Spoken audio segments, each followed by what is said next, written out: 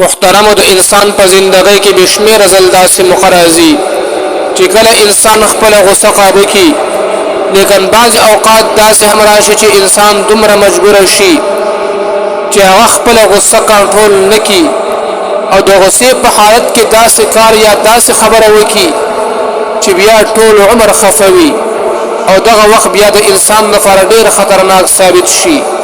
سوال محترم دا پیدا کیږي چې انسان له غصه ول راځي.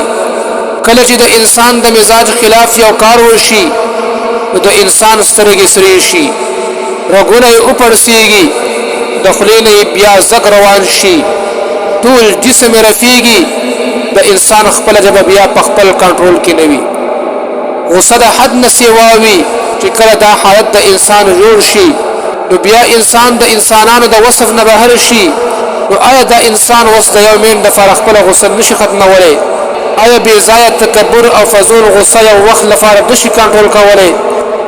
د ټولې زندګۍ عیش او آرام د غصې په وجه څو منټونو کې تباه برباد کی. نو چې کله هم انسان له غصه راشي او غصه د حد نه سیوا شي نو انسان له لږ سوچ فکر پکار دی. که چېرته زه د خپله غصه کنټرول کما، په خپل نفس باندې کنټرول راولما، یقینا الله جل شانه به زمانه خوشحاله شي او شیطان ملعون د هغه زړه به سری سری شي. نو انسان له پکار چې په دغه وخت کې د صبر د تحمل نه کار واخلي، خپل نفس کنټرول کړي او خپله غصه چې کوم دی هغه وڅکي.